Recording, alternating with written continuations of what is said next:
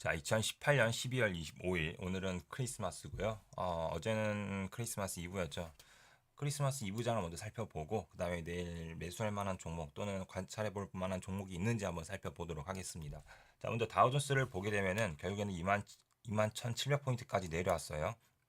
결국에는 22,000포인트를 이탈한 그런 흐름들이고, 그리고 종가에 저가로 끝난 이런 모습이기 때문에 아무래도 좀 더 이 흐름들이 이어지지 않을까 싶습니다. 그래서 이 흐름들을 조금 더 생각을 해 본다면은 그 다음에 내려와야 될 자리가 2만 1000포인트까지가 남아있기 때문에 아무래도 월요일 날 이렇게 좀 더 이어지지 않을까라는 생각은 듭니다. 어쨌든 현재 구간은 판단할 수 있는 부분들은 현재 시점에서 강력한 또는 큰 폭의 하락을 보이고 있는 그런 부분들이고요. 그런 하락들을 보였을 때 조만간 기술적인 반등이 나올 수도 있겠구나라고 긍정적으로 생각을 해볼 수도 있겠습니다. 하지만 그게 조만간인지 당장 내일 나온다라는 얘기는 아니겠죠. 물론 내일 나올 수도 있어요. 하지만 현재로서는 폭락 구간이고 급락하는 구간이기 때문에 종목 자체가 어, 매매 자체가 굉장히 소극적으로 바뀌어야 되고 그리고 보수적으로 바뀌어야 되는 시점이라는 것을 알 수 있겠죠. 그렇기 때문에 저 역시도 종목 하나만 가지고 또는 뭐 두 개를 매수하더라도 기존보다 보유 비중을 많이 줄이고 뭐 내가 100만 원을 산다면 50만 원만 산다 뭐 이런 식으로 줄여서 대응을 할 수가 있는 그런 상황입니다. 자, 그런 상황에서 어쨌든 내일 만약에 이렇게 해서 아리꼬리가 달린다면은 조금 긍정적으로 기다릴 수는 있겠지만 그게 아니라면은 2만 1000포인트까지도 기다려 봐야 될 것 같습니다.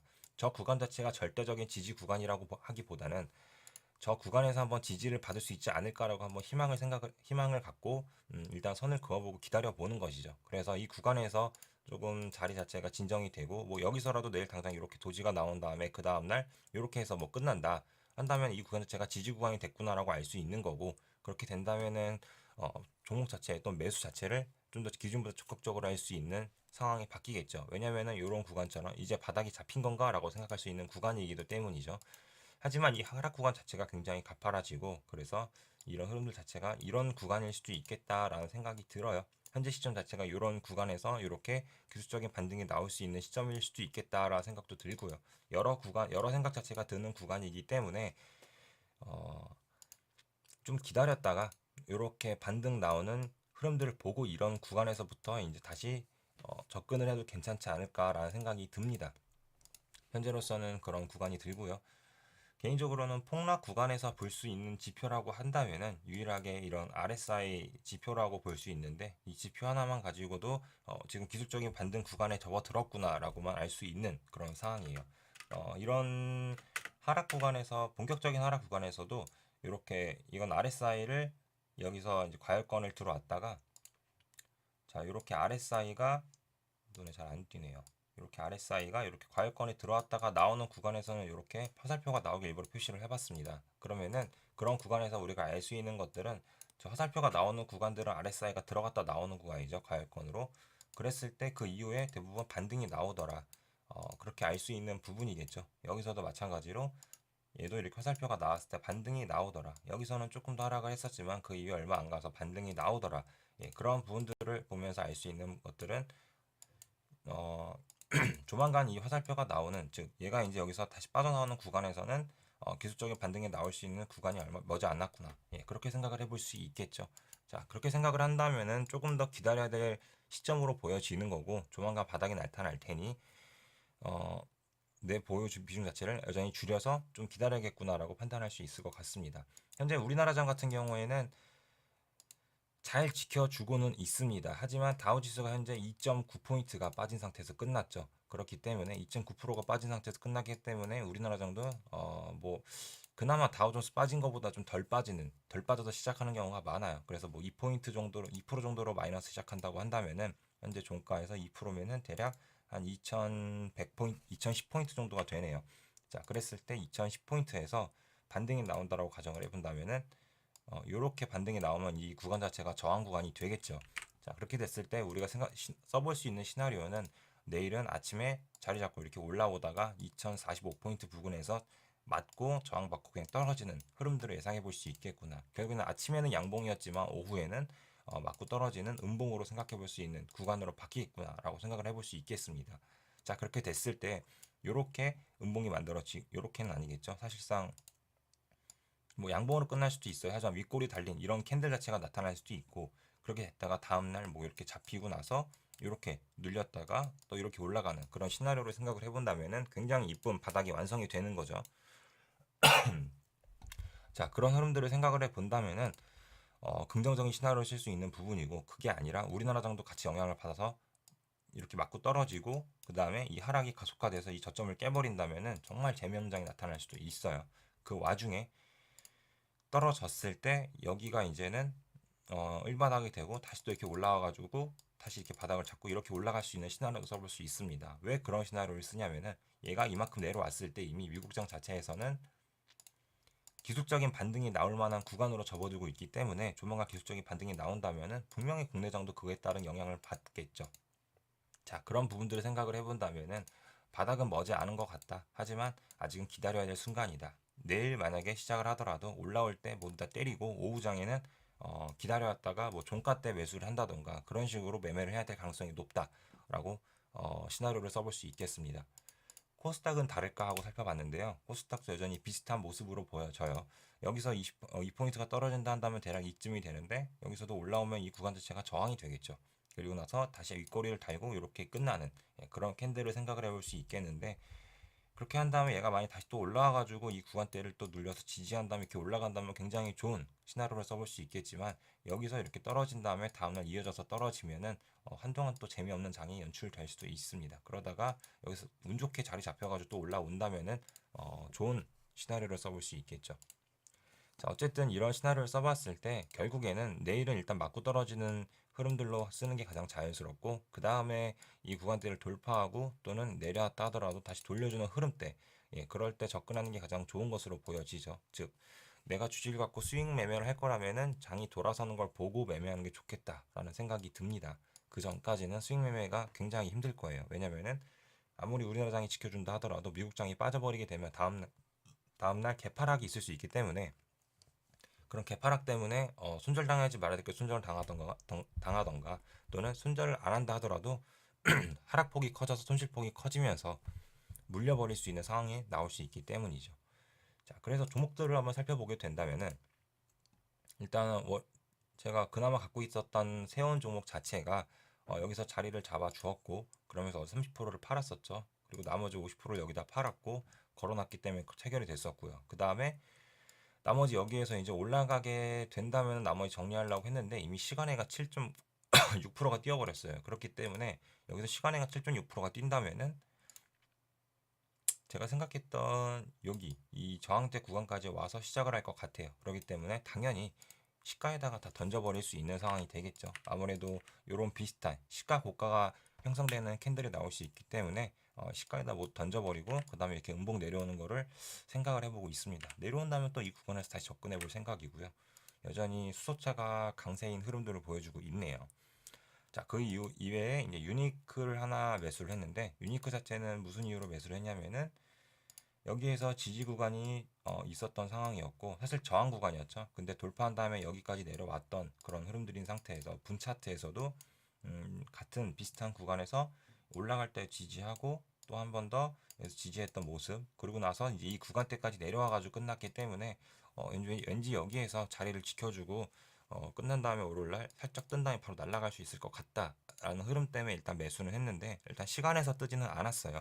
아침에 시간에서 안 떠도 이런 종목 특성상 갑자기 시가부터 확 높게 뜬 다음에 가는 경우도 있기 때문에 그런 흐름들을 기대해 보고, 그게 아니라면 바로 저가 이탈할 때 짧게 정리할 생각입니다. 그래서 일단은 두 종목을 들고 있는데, 세원은 나머지 그때 마무리할 생각이고, 유니크도 빠지면 살짝 손절, 아니면은 좀 올라왔을 때 6,500원 부근에서 1차 매도, 나머지 여기서 2차 매도, 또 여기까지 힘들 것 같고 여기까지 한번 바라보고 대응을 할 생각입니다. 자, 그 이외에 이제 그나마 불만한 종목은 대유 에이텍이 있는데요. 얘도 수소차 계열이긴 해요. 그러면서 차트 자체가 굉장히 이쁜 모습이기 때문에 이 구간 자체를 지켜주지 않을까라는 생각을 하고 있습니다. 그래서 여기서 다음날 내일 수요일 날 도지가 나오고 그 다음에 이렇게 빵 칠 수 있지 않을까라는 생각을 하고 있거든요. 그렇기 때문에 내일 이렇게 내려와가지고 이 부근대에서 자리를 잡아줄 때 종가 때쯤 매수를 하는 게 좋을 것 같습니다. 왜냐면은 애초에 내일 시나리오 자체가 돌파하고, 아니, 아침에 올라간 다음에 그 저항대에 맞고 코스닥이나 코스피 둘 다 오후에 떨어지는 걸 생각을 하고 있기 때문에 떨어진다면 얘가 아침 자리 잡는 척 하다가 이탈, 이런 식으로 이탈했다가 다시 이렇게 끝날 수 있는 그런 흐름들이기 때문에 종가 때 매수를 하고 여기 이탈하면 손절, 뭐 이런 시나리오를 써보는 그런 상황에서 진입을 해볼 수 있을 것 같아요. 만약 이렇게 주구장창 떨어지면은 좀 지켜봤다가 또 이렇게 자리 잡는 걸 보고 그때 이렇게 매수를 해야 될 것 같습니다. 자, 그렇게 해서 데이웨이텍도 관종으로 일단 지켜보고 있고요. 그 다음에 ABL 바이오 이 종목 자체는 15,000원이 공모가예요.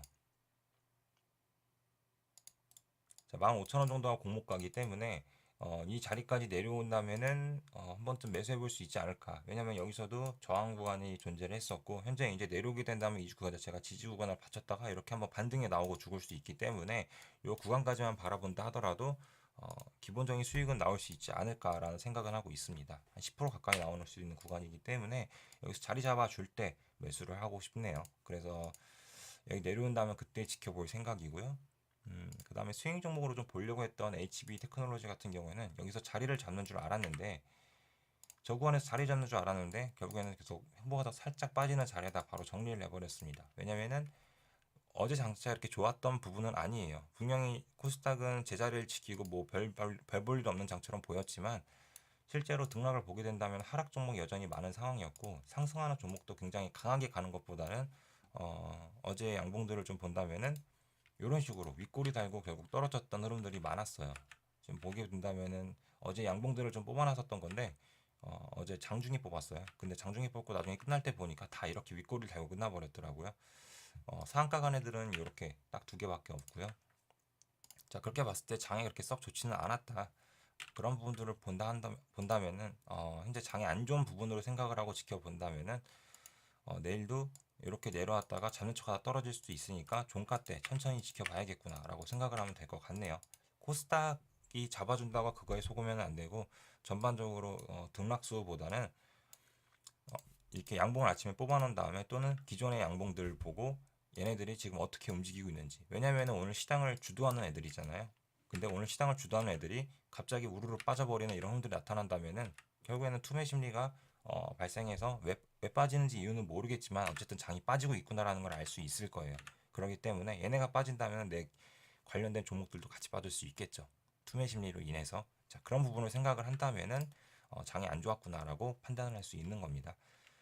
어쨌든 스윙 종목 자체가 장 자체가 이렇게 별로 좋진 않았기 때문에 얘를 이렇게 정리를 했었고 그 다음에 그 밑에를 좀 바라보게 된다면은 여기 61선까지도 내려올 수 있을 것으로 보여져요. 그래서 내려와서 여기서 자리 잡고 이렇게 올라가는 이런 흐름들을 생각을 해보고 그렇게 된다면은 어쨌든 내일도 좀 하락을 기다려야 되는 구간으로 보여집니다.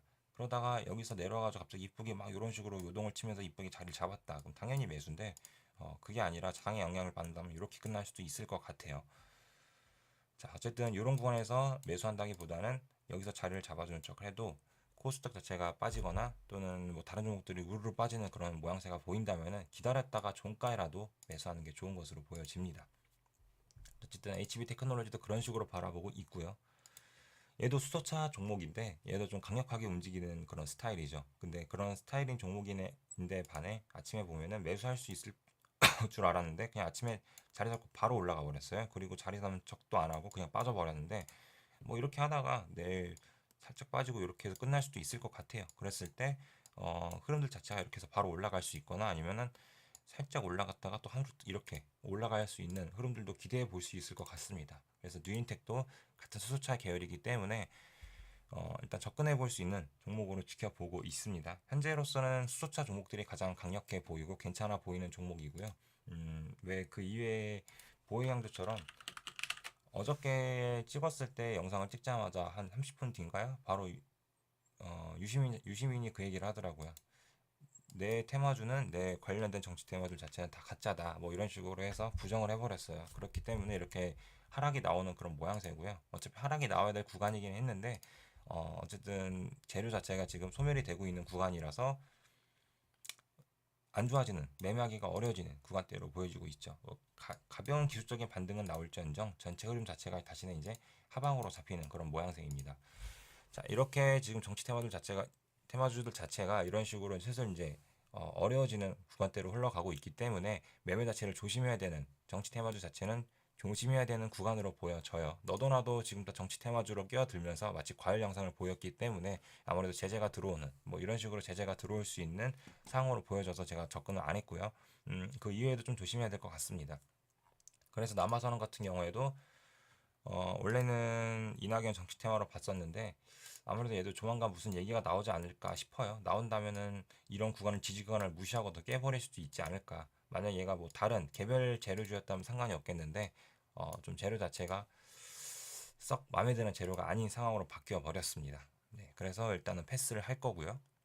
유일하게 이제 안 좋은 장에서 접근할 수 있는 종목이라고 한다면은 뭐 이런 식으로 이제 유일하게 고가권에서 좀 움직이는 개별 재료로 움직이는, 개별 재료라기보다는 정부에서 지금 밀어주는 재료죠. 수소차가. 예, 수소차나 자율주행 테마로 움직이는 그런 종목들 위주로 노는 게 가장 안전해 보입니다. 장 영향을 그나마 좀 덜 받을 것 같고요. 그래도 비중은 좀 적게 보수적으로 접근을 해야겠죠.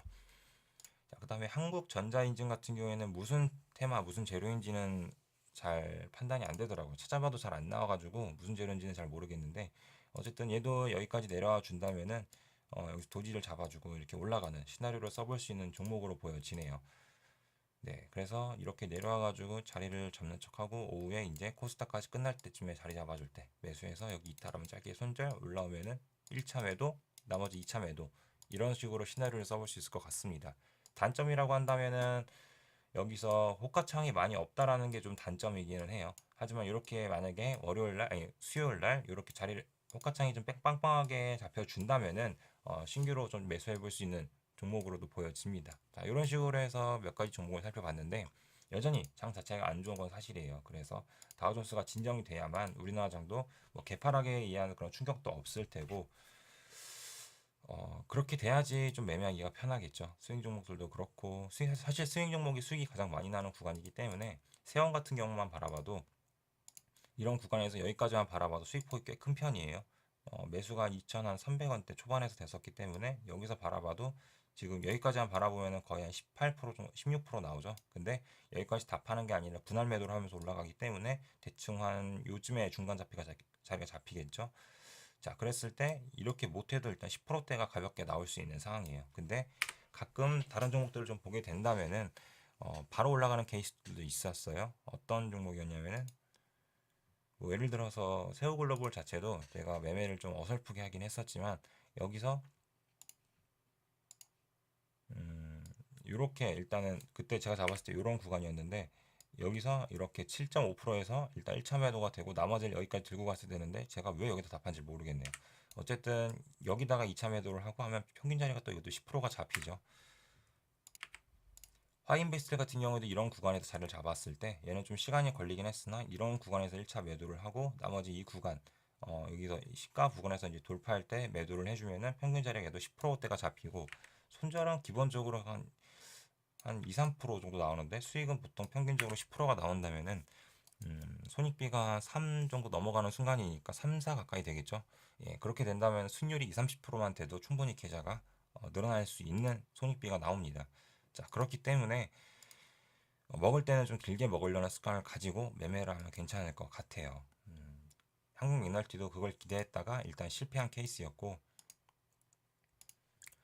그런 뒤를 이어줄 만한 종목들이 지금 뉴인텍과 한국전자인증 정도가 되지 않을까. 뭐 얘도 비슷한 흐름들로 되지 않을까. 그래서 얘 같은 경우도 이렇게 올라와서 여기 한 10%대 나오죠. 얘는 근데 스윙 종목이라기보다는 단타로 볼 수 있는 종목이고요.